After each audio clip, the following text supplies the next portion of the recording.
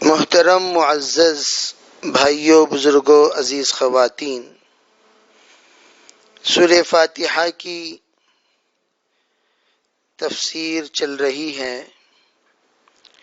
جس میں آپ حضرات کے سامنے یہ بات بتائی گئی، اللہ جل جلالہ امن والہ مالک یوم الدین، یوم جزا کا مالک ہے، تو اللہ تعالیٰ کے مالک ہونے کے اعتبار سے یہ اختیار رکھتا ہے کہ اپنی ملکیت میں جیسا چاہے ویسا تصرف کر سکتا ہے۔ اللہ تعالی رحمان ہے، رحیم ہے۔ یہ صفت بیان کرنے کے بعد مالک یوم الدین بتا کر اس بات کی طرف اشارہ کر دیا گیا، یہ تصور ذہن سے نکال دو، حشر کے میدان میں اللہ تعالی اپنی ملکیت میں جیسا چاہے ویسے تصرف کر سکتا ہے۔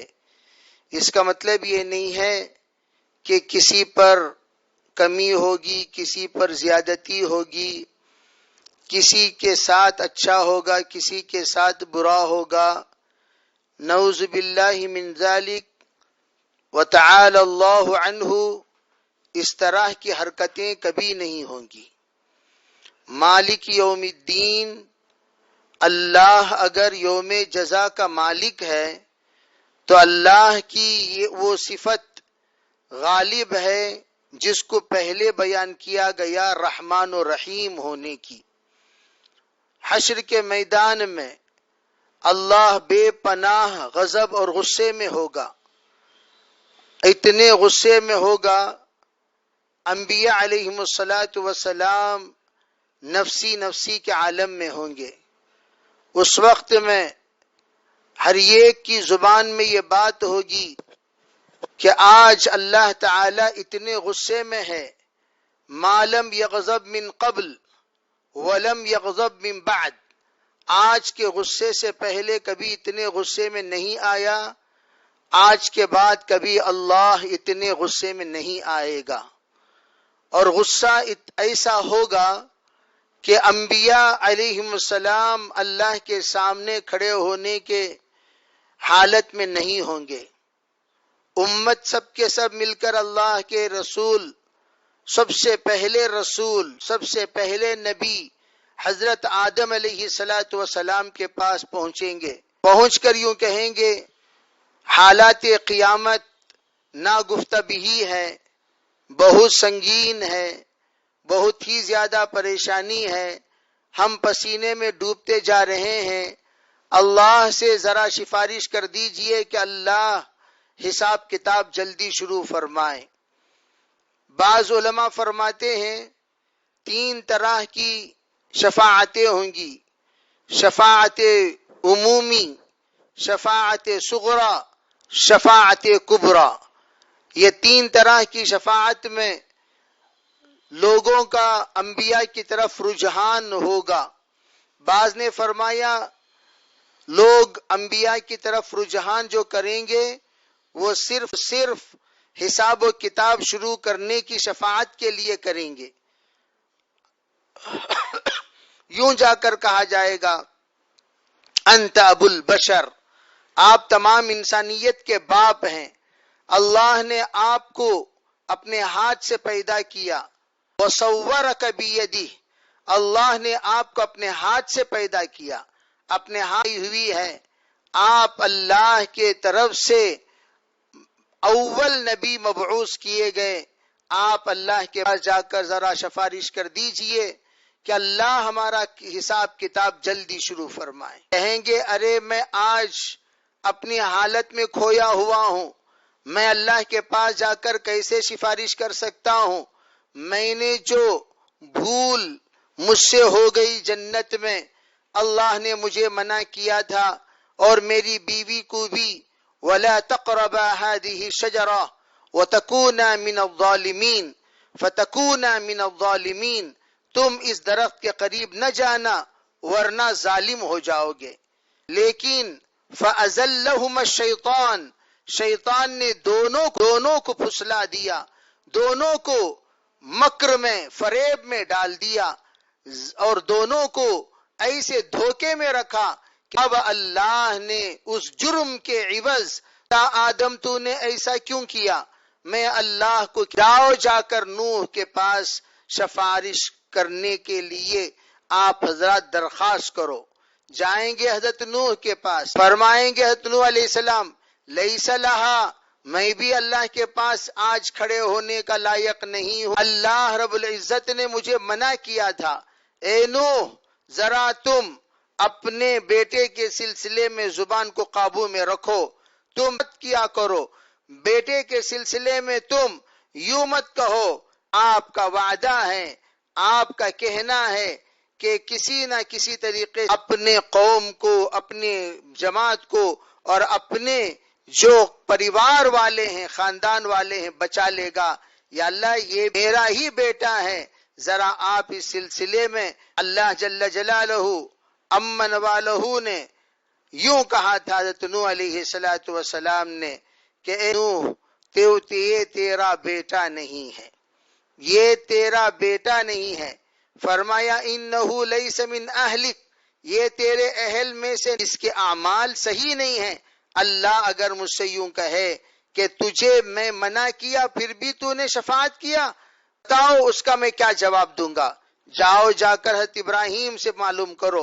हज़रत इब्राहीम अलैहिस्सलातु वस्सलाम के पास जाएंगे, कहेंगे अलीलुल्लाह, आप अल्लाह के खलील हैं, अल्लाह आपको अपना दोस्त बनाया, आपका बड़ा मकाम, आपका बड़ा मर्तबा है, जरा आप हमारे सिलसिले में। मैंने 3 मर्तबा गोल गोल बात कर दी थी। एक गोल बात क्या? जब लोगों ने आकर कहा मन कसरल असनाम, ये बुतों को किसने तोड़ा, तो मैंने अपने हाथ से तोड़ा था और ले जाकर उस कुल्हाड़ी को बड़े बुत के गले में डाल दिया था। और लोगों से मैंने कहा तुम लोग तो इन बुतों के पुजारी हो, फसअलूहु इन कानु यंतिकून फसअलू कबीरहुम हाजा, अरे भाई तुम लोग ये जो बड़ा है इससे पूछो, ये जो बड़ा बुत है इससे पूछो, अगर वो बात करता है तो इन कानु यंतिकून, अगर ये लोग बात करते हैं जरूर तुम्हें जवाब देंगे, पूछो इनसे। हालांकि किया था मैंने, कह दिया था उस बड़े की तरह मंसूब करते हुए। और दूसरी बात यह है कि मेरी तबीयत अच्छी थी, जब लोगों ने मुझे बुलाया चलो हम जाते हैं, त्योहार मनाते हैं, ईद मनाते हैं और मेले को जाते हैं, मैंने कहा था इन्नी सकीम, मैं बीमार हूं। मेरे दिल में यह बात थी मेरा दिल बीमार है, मेरा दिल रो रहा है, मेरे ला इलाहा इल्लल्लाह उस सिलसिले में, तौहीद के सिलसिले में तुम्हारी हरकतों को देख देख कर मेरा दिल रो रहा है, मैं क्या जवाब दूंगा? इसी तरह जिस वक्त हजरत सारा को जब कैद कर लिया था बादशाह ने, पूछा बादशाह ने बताइए दिल में मुराद ले लिया इस सुरुए जमीन पर इस्लाम के, मैं इस्लामी भाई हूं तो मेरी इस्लामी बहन है, ये मुराद लिया, हालांकि वो मेरी बीवी थी। अगर अल्लाह ने मुझसे ये पूछ लिया तो मैं क्या जवाब दूंगा? इसलिए मैं माजिरत चाहता हूं, मैं अल्लाह के सामने आज कुछ नहीं कह सकता। जाओ जाकर मूसा अलैहिस्सलाम से राब्ता कीजिए। मूसा अलैहिस्सलाम आप अल्लाह के कलीम है, जरा आप सिफारिश कर दीजिए। कहा अरे भाई इतने गुस्से में अल्लाह है, ना इससे पहले कभी हुआ ना इसके बाद, मैं अल्लाह के सामने कैसा खड़ा होऊंगा? मुझे अल्लाह अगर पूछ ले अरे क्या बात थी, फैसला करने के लिए गया, फैसला जुबान से की जाती, वो तो आखिरी फैसला हो गया जो आपने हाथ से किया, तो मैं क्या जवाब दूंगा? फक़ज़ा अलैहि, हजरत मूसा अलैहिस्सलाम ने हमेशा का फैसला उस पर कर दिया, यानी उसकी जान निकल गई। तो मैं अल्लाह को क्या जवाब दूंगा? आप हजरत जाई सा रूहुल्लाह हैं, गए कहा हजरत ईसा आप अल्लाह की रूह हैं और अल्लाह अपना खासुल खास बनाया और खास आपको बचपन में नबूवत मिली, आपका मकाम अलग है, उसे अल्लाह के सामने खड़ा रहूं। अल्लाह अगर पूछ ले अंत कुल्त लिन्नास, क्या तुमने कहा था लोगों से कि मुझे और मेरी माँ को, लोगों ने मुझे अल्लाह को छोड़कर मुझे खुदा मान लिया, मेरी माँ को मान लिया। अल्लाह के रसूल के सामने सब के सब मुतवज्जे होंगे, तब अल्लाह के रसूल के पास जाकर जब लोग कहेंगे तो हुजूर फरमाएंगे अना लहा, ہاں میں ضرور تمہاری سفارش کروں گا۔ اللہ کے رسول علیہ الصلوۃ والسلام ایک مخصوص مقام پر جائیں گے، وہاں سجدے میں آپ سجدہ کریں گے۔ آیت ہے، فرمایا اللہ کے طرف سے آواز آئے گی، یا محمد ارفع رأسک سل تعطا، سجدے سے اٹھائیے، مانگیے کیا مانگنا ہے، پوچھیے کیا پوچھنا ہے، آپ کا سوال سنا جائے، آپ کی شفاعت کو قبول کی جائے گی اور اس پر عمل کیا جائے۔ امتی امتی یا ربی امتی امتی، یہ یا اللہ میری امت کے جو حضور صلی اللہ علیہ وسلم کے زمانے کو نہیں پائے، آدم عیسیٰ علیہ السلام تک ان کے بعد کے متبعین بھی اس بڑی جماعت میں ہوں گے، حضور کے پاس آئیں گے۔ اس وقت میں دل کے اندر یہی بات ہوگی، آج اگر کسی کی رسالت ہے وہ محمد الرسول اللہ ہی کی رسالت ہے۔ آج کسی کی شفاعت نبی الاول زمانے کے اعتبار سے حضور سب سے اول، وہ صرف حضور کی نبوت ہے، تو اس کی طرح اب اس وقت ہم سب کی نبوت، یہ سب کی نبوت ختم ہو چکی ہے، لیکن اس وقت اگر کسی کی فرمایا، اس وقت میں وہ عرش پر جو روز اول اللہ نے لکھایا لا الہ الا لکھا ہوا ہے، اس کا مطلب یہی ہے اگر رسالت ہے تو رسول صلی اللہ علیہ وسلم کی، تو حضور کی رسالت آخری، تو اللہ مالک یوم الدین ہے، اللہ رب العالمین ہے، مالک یوم الدین ہے، تو رحمت للعالمین ہے اور شافین ہے۔ اللہ مالک یوم الدین ہے تو حضور شافع یوم الدین ہے۔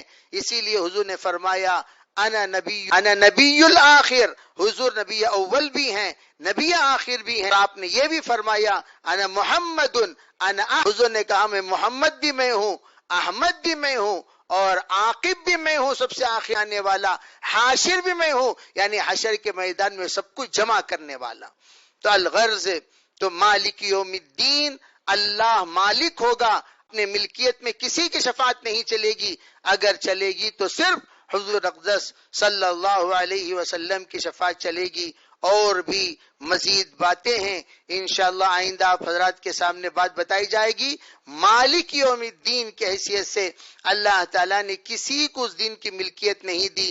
اللہ کے رسول علیہ السلام 3 مرتبہ جس کو مقام محمود کہا جاتا ہے، جس کو اتحیات میں ہم پڑھتے ہیں، اللہ تعالیٰ سے ہم اللہ سے مانگتے ہیں وقام محمودا، یا اللہ آپ اللہ کیا کریں گے، اور وہاں سے آپ علیہ الصلوۃ والسلام کو شفاعت کی اجازت ملے گی۔ تو قرآن میں آیت الکرسی میں ہے من ذا الذی یشفع عنده الا باذنہ، کون ہے جو اللہ کے پاس شفاعت کرنے کی طاقت اور ہمت رکھتا ہے، بغیر اللہ کی اجازت کے، یعنی اللہ کی اجازت کے بغیر کون شفاعت کر سکتا ہے؟ نبیوں کو بھی شفاعت کرنے کی کوئی، اللہ جب اجازت دے گا تب، ورنہ اس وقت میں بھی اگر شفاعت کی اجازت جناب رسول اللہ صلی اللہ علیہ وسلم کو پہلے بعد میں ایک ایک دروازہ کھلے گا، اللہ تعالیٰ نبیوں کو شفاعت کی اجازت دے گا، صدیقین کو دے گا، شہداء کو دے گا، حفاظ کو دے گا، علماء کو الگ الگ شفاعت کے دروازے کھلتے رہیں گے، اولیاء کو دے گا، لیکن اللہ کی اجازت کے بغیر کسی کو شفاعت کرنے کی بہرحال اللہ مالک یوم الدین ہے، تو اللہ اپنے مالک ہونے کی حیثیت سے جس کو اجازت دے گا وہی وہاں بولے گا، اللہ کی اجازت کسی کو بولنے کی اجازت نہیں دی جائے گی۔ انشاءاللہ مالک یوم الدین کے سلسلے میں مزید باتیں آئندہ عرض کی جائیں گی۔ اللہ تعالی ہمیں عمل کی توفیق عطا فرمائے۔